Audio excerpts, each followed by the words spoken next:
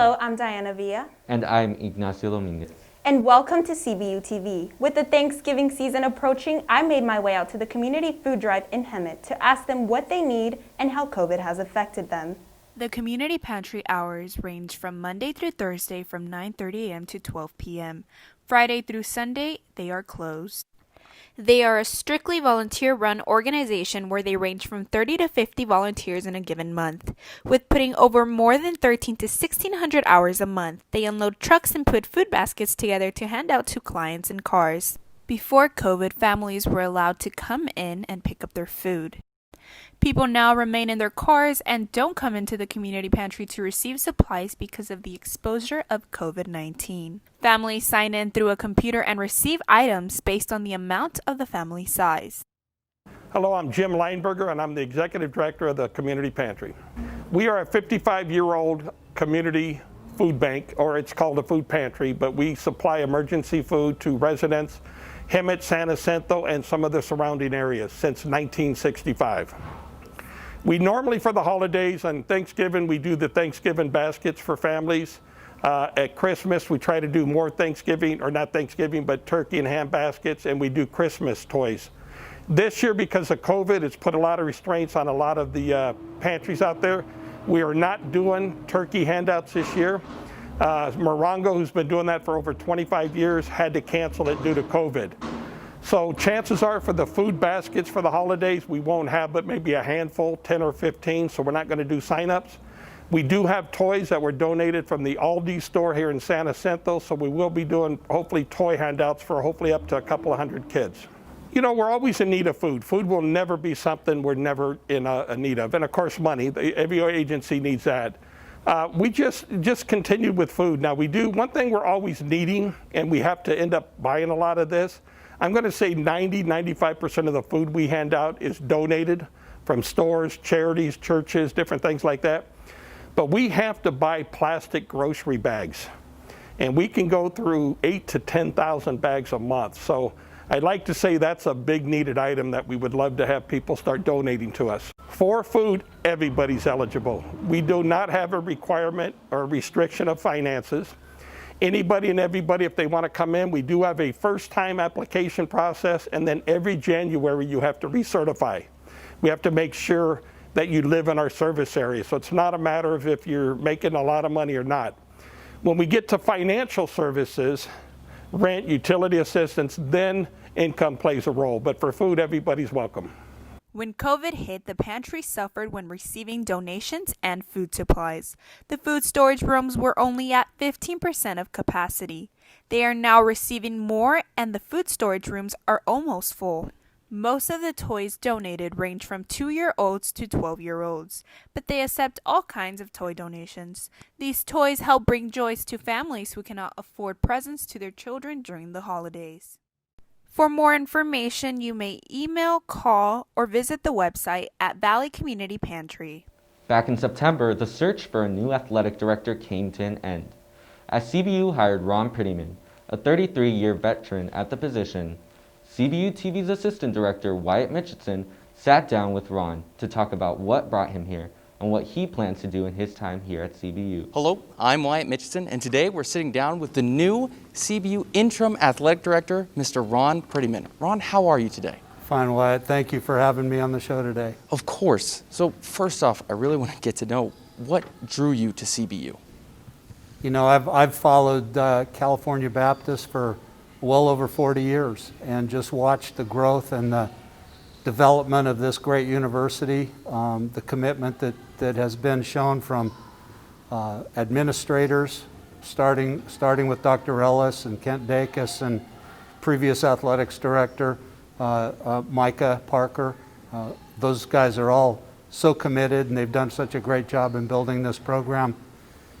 And when I was presented with this opportunity, it was just kind of a dream come true for me, because I love working in an institution of higher learning that's committed to faith, the love of learning, and excellence in athletics. And so that was something that I was very excited to be a part of.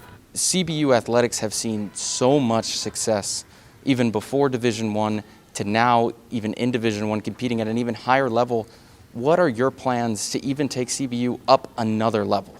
Well, we're in a great position here because the commitment that's been made to athletics here is evident. And not only athletics, but as I look across this beautiful campus, the buildings, the grounds, the commitment to excellence that's been shown at all levels, not just athletics, but including athletics for sure. You got to have good people, and we have good people here. We have really good coaches. I was talking earlier today with some of the staff about how qualified our staff and coaches and administrators are, how hard they work, how much they care, how much they love this university. That's the first step. So I think we're in the right place at the right time with the right people to make a big splash in the Western Athletic Conference and in the NCAA. And we've got one more year of transition after this before we have a full-fledged opportunity to win national championships. And in every sport except football right now, we're competing for the same championships as UCLA and USC and Stanford and everybody else. And so we're going to be there, and we're going to make a big splash, and we're going to be purpose-driven champions, which is one of our mottos here.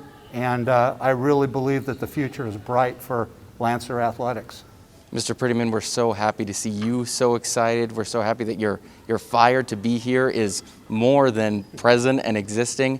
We're so happy that you're here, and I'm looking forward to see everything that you accomplish. Well, we're going to have a great year, and thank you for including me today. I hope you all get to get online and watch our student athletes play this year. Hopefully we'll have some in-person opportunities, but for the most part it will be online due to the COVID situation, and we will make you proud. Our Lancer Athletics will make this university proud for sure. We absolutely expect that, and we are looking forward to it. Thank you so much. Thank you. Since the pandemic, the Shelby and Ferns Collinsworth School of Music has had to teach their choirs and orchestras online. CBU TV's Carissa Gonzalez sat down with Dr. Peterson to discuss what the ensembles have been preparing this semester, even while being online. What's up, Lancers? My name is Carissa Gonzalez, and today I sat down with Dr. Peterson, Associate Professor of Music, asking him what it's looking like for the choir department during this transition of being online this semester. Well, the semester for all choir, orchestra, all ensembles, in fact, we have been working towards virtual projects that are end of the semester deliverables that we'll be able to publish. Each of the ensembles is working, we're working with a wonderful company from Austin, Texas called Keep Making Music, and excited about what that's going to look like. We've already seen the School of Music come out with 2 virtual projects.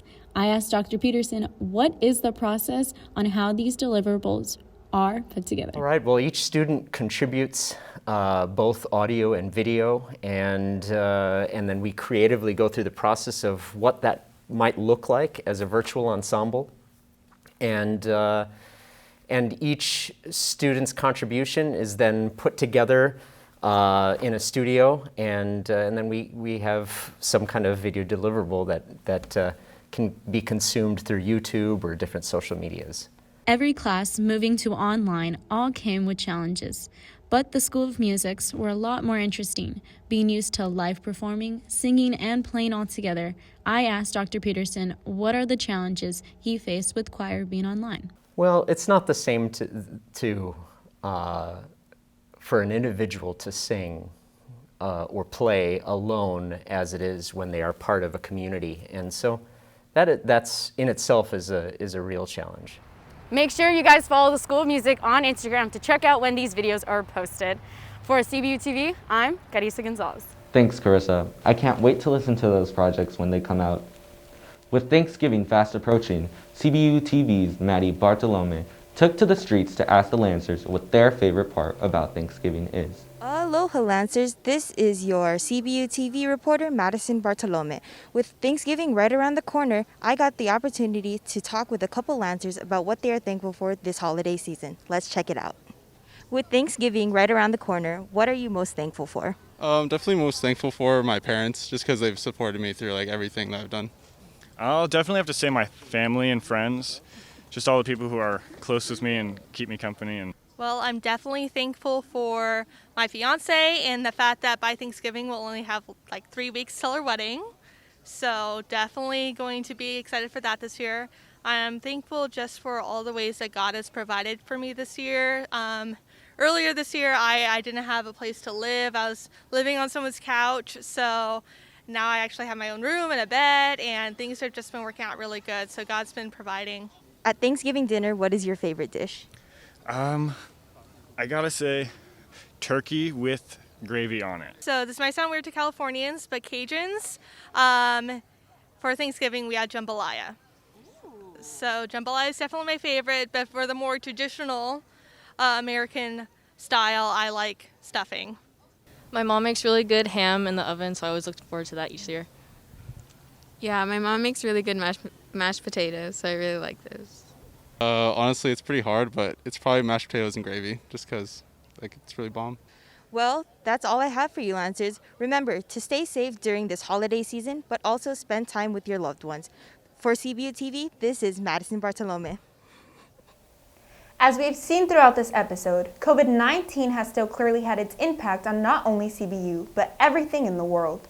CBU TV's director Ivania Montes went to the Atwater Village's farmers market to discuss how the pandemic is affecting them. The pandemic continues to affect businesses in which include your local's farmers market. I'm here at Atwater Village Farmers Market, where I had the chance to ask customers and vendors on how the pandemic has affected their lives. Let's check it out. When the pandemic hit, I was very fearful in the beginning. And then once after the 2 weeks and we kind of figured things out a little bit more, it felt like I was just in kind of a fight mode. So a lot of my efforts just shifted into really ensuring that things were safe at the market for vendors, for staff, and for customers. Atwater Village Farmers Market is part of the organization CLA, Sustainable Economics Enterprises of Los Angeles. Since the pandemic, safety protocols have been enforced for the protection of the community. Many vendors were affected when it came time to return, from being impacted financially to having to make adjustments when selling their product. Small family-owned businesses like Delmi's Pupusas go forth and continue to make the most of the situation. It has affected us a lot, emotionally and economically, but like I say, we just have to keep our focus and, keep going, keep doing what we do. Right now, it's not about making money. It's about surviving. Many of the vendors at the Atwater Village Farmers Markets are family-owned. From authentic food to the vegetables that are sold, customers continue to support and are satisfied with the adjustments that the farmers markets have made. We've always needed to support the farmers, but all that much more right now. To see Nina proactively make everyone safe, counting the people that are coming in, making sure masks are worn. For a while it was the farmers giving us the produce, so we weren't touching it. As for the vendors, they continue to see the positive outlook of the situation while wanting their customers to know they appreciate their support even through the pandemic. Ahora que la gente ya se acostumbró, ya todo está saliendo mejor. Todo favorece más, nos ha favorecido más porque hay menos vendedores y más gente. As a small business owner, I would like people to know that everybody that comes here that have a small business, they work really hard for their business, for the community, to provide something that they offer, like the food, their produce. To me, it's good that the community comes to the markets and support them. I think they should be doing that, and we appreciate you doing the support. If you ever have the chance, please head down to your local's farmers market, or if you want to take a ride, head on down to Atwater Village Farmers Market, located here at Atwater Village. They're open on Sundays from 9 a.m. to 2 p.m. For CBU TV, I'm Ivania Montes. Thanks, Ivania. Many of you may have noticed that the fountain at CBU's clock tower is gone. I got to meet with Natalie Specht, Residence Director of Tower Hall, to ask why this decision was made.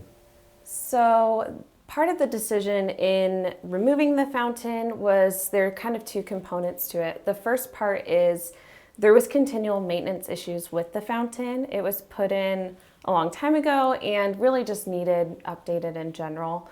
And then the second part is we often get requests from students for spaces where they can hang out and help build community. And so filling in the fountain, creating a patio where now we're hoping to get more stuff out there and really allow it to be a space where students can use it. With both of those, it just made sense to move forward with that project. With the fountain now filled in, I asked what will fill the space that once held Tower's fountain. So now that we have the cement part poured in and they're working on landscaping around it, we're looking forward to creating more spaces where students can sit and hang out. We also think there's going to be a lot of possibility to use it for events, and when guidelines allow for us to host bigger events, we can use that space really easily. Well, that's all we have for you this time. Thank you so much for watching. Make sure you subscribe to our YouTube channel and follow us on Instagram. For CBU TV, I'm Ignacio Dominguez. And I'm Diana Villa, and we'll see you next time.